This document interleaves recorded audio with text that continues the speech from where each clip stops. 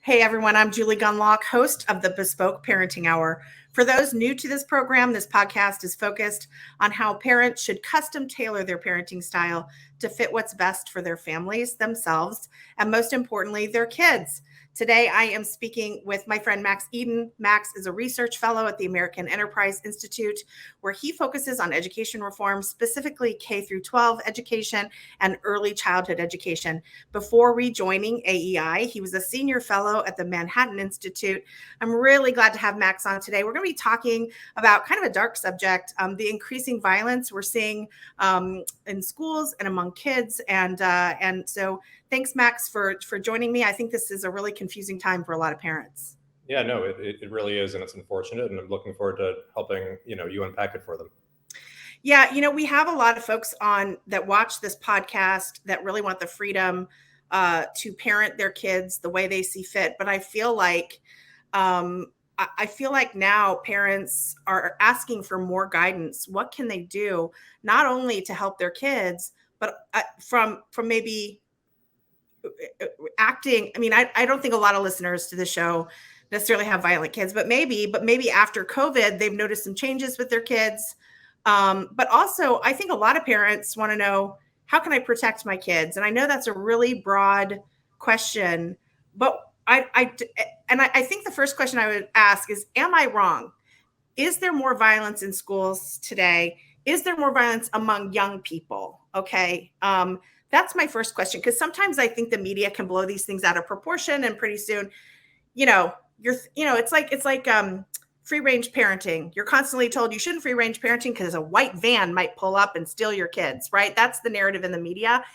Is this the same thing? Is it being overblown, or are we seeing more an increase in violence among young kids? Well, it's always hard to say for certain kind of blanket things about kind of national trends, but there are statistics to suggest this is true. There was a national poll that was commissioned and disseminated by the Department of Education. I think it came out 3 or 4 months ago that suggested that somewhere in the order of 80% of teachers say that there's been a rise in, school violence, or in students talking back, or in fights.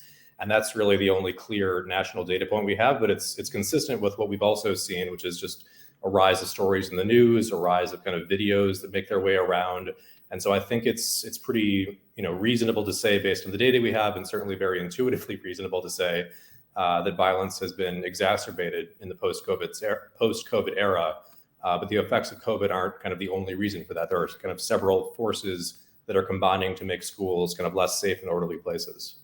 Let's talk a little bit about that, because I think that this is both a parenting problem. I really do. I think too often we say it's COVID and it's the schools and it's this. I think parents are really failing in this country. I think there's been a change in the way parents parent. And I'd like to explore that a little bit, but let's talk about COVID. And I mean, I sometimes feel like parents just say, well, it's COVID and I'm not responsible for this.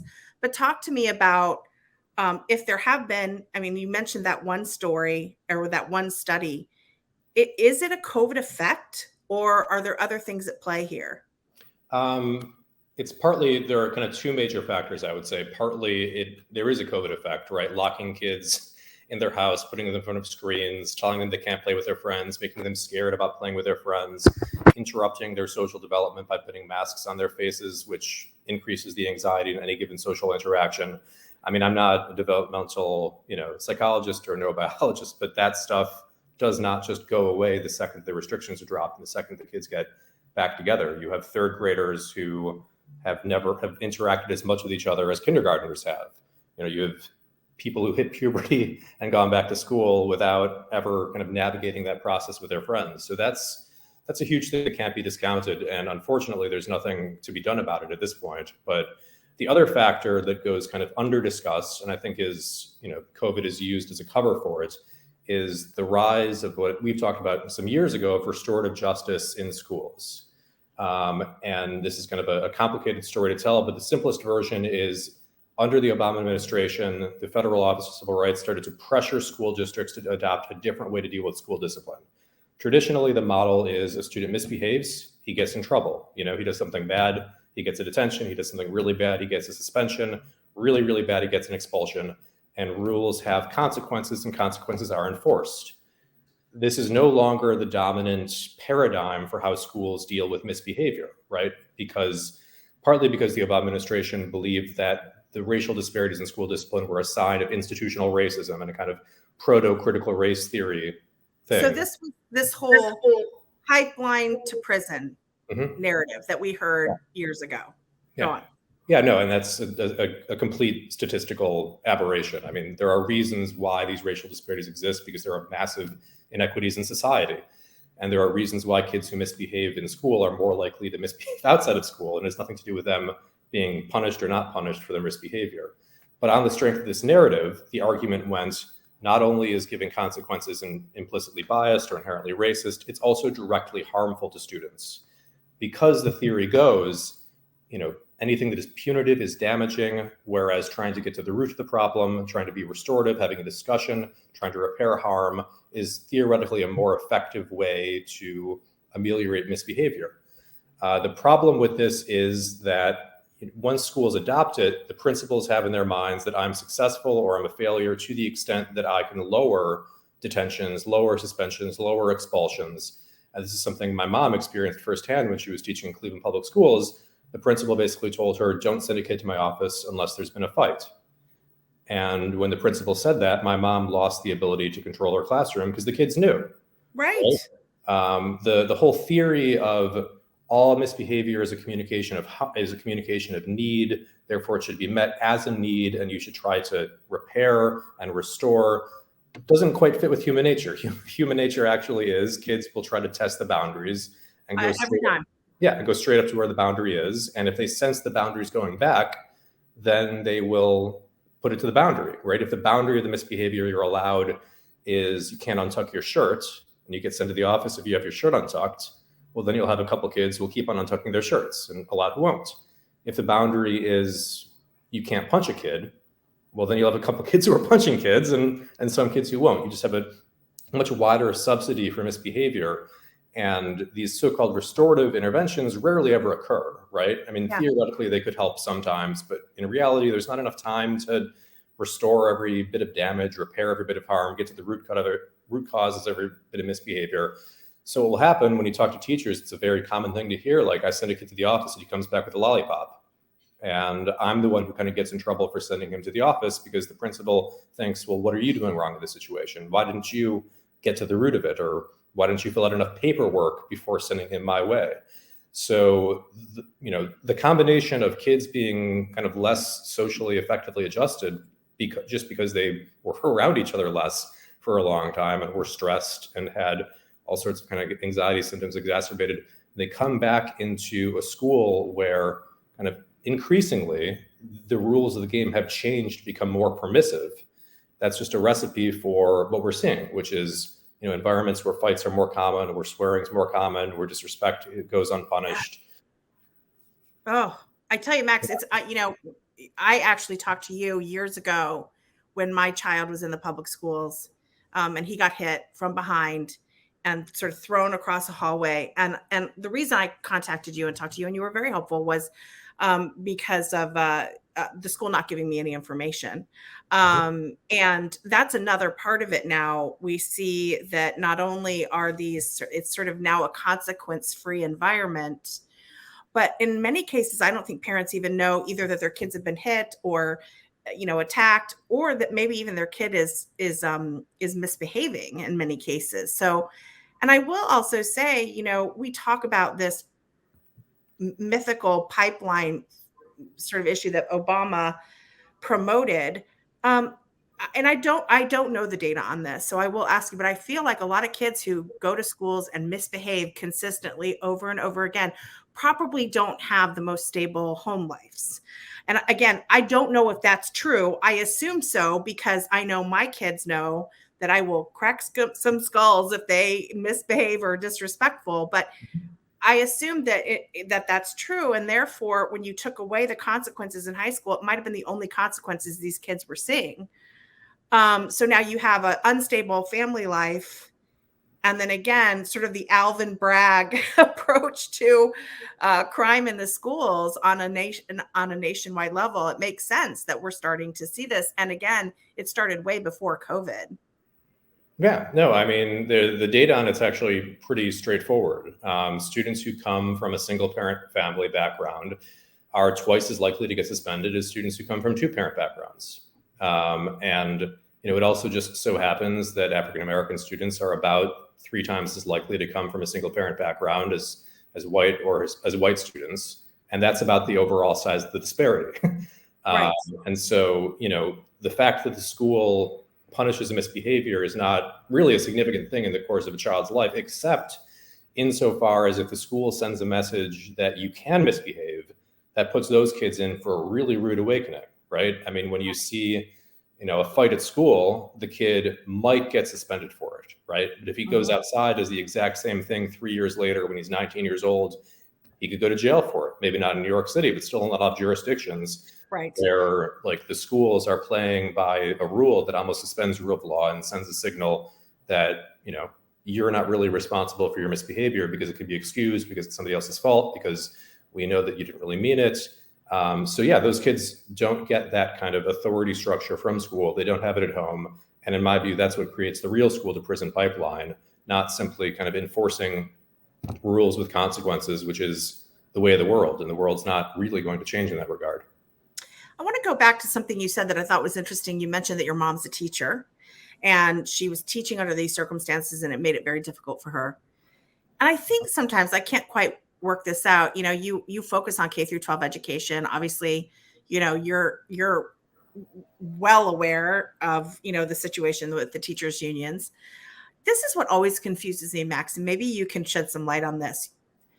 Teachers are in danger in many of these violent schools, and they support, at least in my case, and I mean, I didn't do a poll, but there was never any objections to the restorative justice practices that were, at least I never heard any complaints from the teachers. And I attended a lot of meetings and, where the school principal would talk glowingly about restorative justice practices.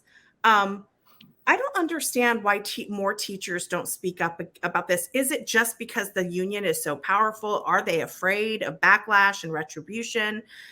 I just, and maybe this isn't your field of expertise, but I think about people like your mom, being put in a really dangerous situation. We see these viral videos of that woman who took someone's Twitch away, or Switch, or whatever they're called. And she got tackled, and that, she had a concussion. And we know other examples of teachers, facing grave danger. The teacher that was shot by her 6-year-old, by a 6-year-old in Virginia. Anyway, you get the point. Is why hasn't there been a rebellion against Randy Weingarten and the teachers union, who are totally fine with restorative justice? Frankly, because the actual power structure of the teachers unions prohibits that rebellion from taking place, right? I will say, from my kind of experience reading, researching, talking to people, your local union is probably uniquely bad in this regard. A lot of times I talk to local union leaders and they will be, it's like I'm talking to myself on school discipline issues. They'll say exactly what I'm saying, exactly what you're saying. They're there to try to protect their teachers as much as they can. But the higher up you get, the more the incentive in the union structure is to go with, what is the center of gravity for, the left-wing ideology du jour. And so at the national level and sometimes at the state level, you have them very aggressively pushing it. At the local level, you have them trying to push back, but kind of being neutered in terms of like how strongly they can really speak against this, because they can't come out and outright say we oppose restorative justice because their leadership is in favor of it. But they can say, the administrators aren't listening to the teachers, the administrators aren't dishing out, enough consequences, things have gotten too soft. And we are seeing that in some cases. It's just a question of kind of ideology balancing with defending interests, and then just the structure of the union is not really democratic in any way, shape, or form. And at the top level, their incentive structure is not to protect teachers at all. It is just to kind of be one of the power brokers of the institutional left. And so that's kind of what they get from the top down. And it becomes very difficult for the union folks who know what's going on with their teachers and who want to protect teachers to do that effectively.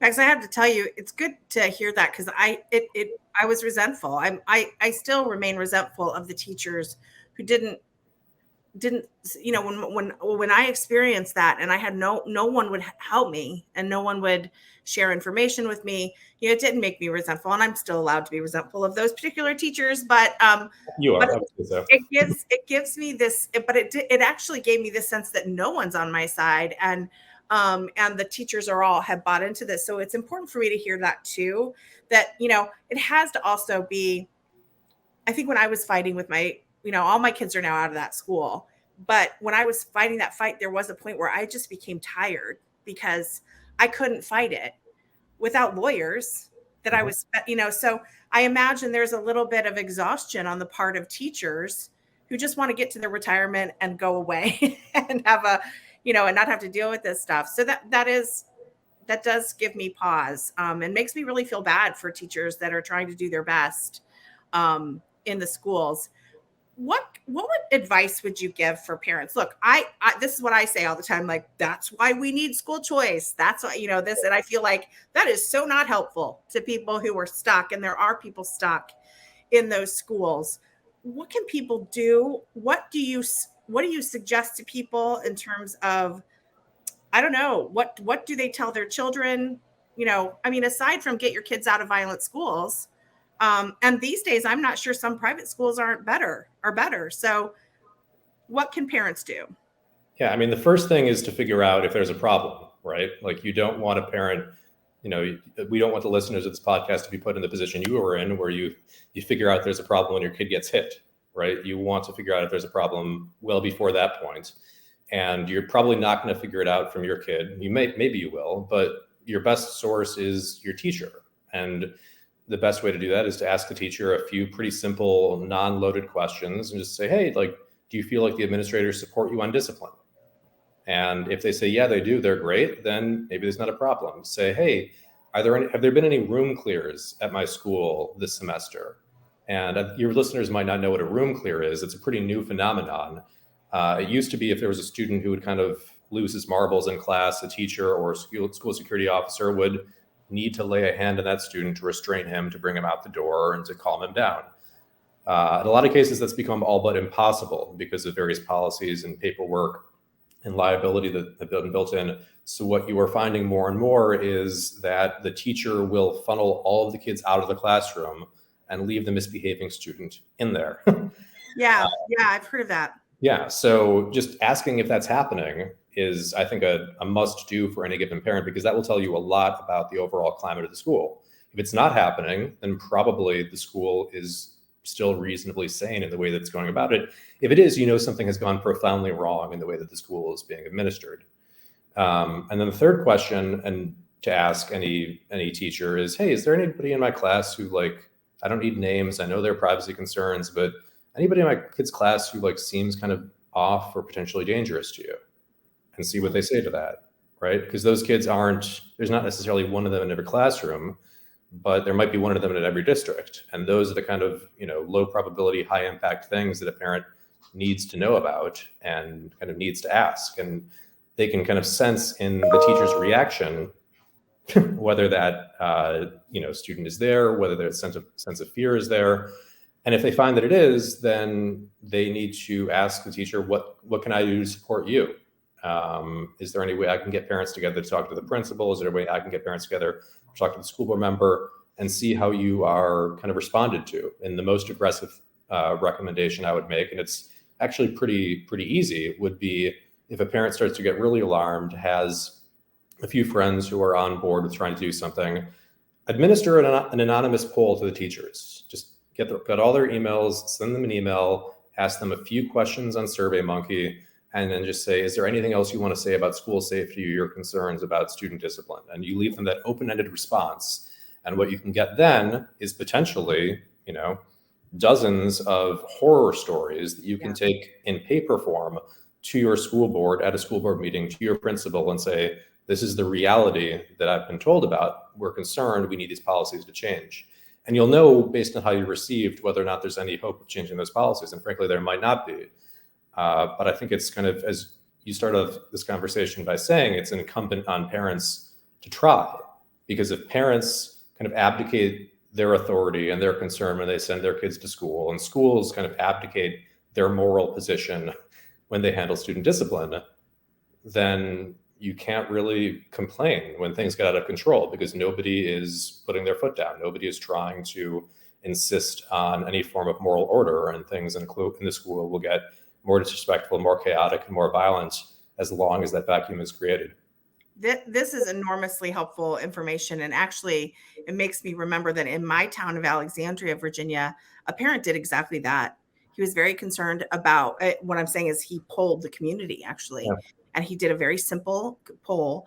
And, people could attack him for saying, well, this wasn't scientific. But boy, he put a lot of work into it. And he had this respect of the community. He was very calm. He was on a fact-finding mission. And it was undeniable. I mean, the results were pretty shocking. I mean shocking because in my community, first of all, there's a lot of people who don't send their kids to the public schools. And I think he did a community-wide survey. But it was also the honesty of some of the answers. So it was very helpful for him to make a case. And as such, they brought SROs back. They're now going to do metal detectors in the schools. And let me tell you, this after COVID, when the kids went back to school, there was so much violence and gun confiscation. There was a deadly stabbing right outside of the school. I mean, the brawls, the viral videos of brawls. I mean, girls, and it wasn't just boys. I mean, it was girls too. And it was a real shock to the system. But again, a parent was the one who finally affected that change. So that is really good advice, Max. And I can't thank you enough for coming on here. You have given some great advice, but also sort of explained. And in some ways, I don't know if it's reassuring, but reminded me that this was a problem way before COVID. I think it's way too easy. And I think the teachers union love it when we blame everything on COVID, because then they don't have to think about restorative justice and some of these changes in discipline that created this permissive, consequence-free setting in the schools. So thank you so much, Max. I appreciate it. Thank you. I love that conversation with Max. He is so great. The Bespoke Parenting Podcast with Julie Gunlock is a production of the Independent Women's Forum. You can send comments and questions to julie.gunlock@iwf.org. Please help me out by hitting the subscribe button, and please leave us a comment or review on Apple Podcasts, Acast, Google Play, YouTube, or iwf.org. It really does matter, and it helps my podcast if we can get those reviews. So thanks again for listening. Hang in there, parents, and go Bespoke.